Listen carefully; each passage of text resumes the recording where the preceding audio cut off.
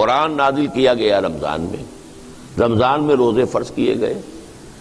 دن میں روزہ رکھو، کوئی رتی ماشا تولا کوئی تقویٰ تمہیں حاصل ہو گیا ہے تو وہ لے کر رات کو کھڑے ہو جاؤ۔ من صام رمضان ایمانا واحتسابا غفر له ما تقدم من ذنبه ومن قام رمضان ایمانا واحتسابا غفر له ما تقدم من ذنبه۔ یہ دو پروگرام بالکل پیرلل ہیں، متوازی ہیں، ہم وزن ہیں، اور اس سے ظاہر بات ہے کہ وہ 1 گھنٹے کی تراویح سے وہ بات پوری نہیں ہوتی، نہ یہ پتا کہ کیا پڑھا جا رہا ہے۔ ایک ورزش ہے جو ہو گئی ہے،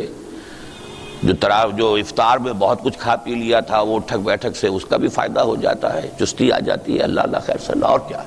نہ پتا کہ کیا پڑھا گیا، نہ اس کا کوئی نزول ہوا، اور نزول ہو بھی جاتا تو کیا تھا، وہ روزہ جو تھا وہ روزہ تھا ہی نہیں جو رکھا تھا، اس میں کاروبار میں سود کرتے رہے اسی روزے کی حالت میں، وہ روزہ کہاں تھا، وہ تو فاقہ تھا۔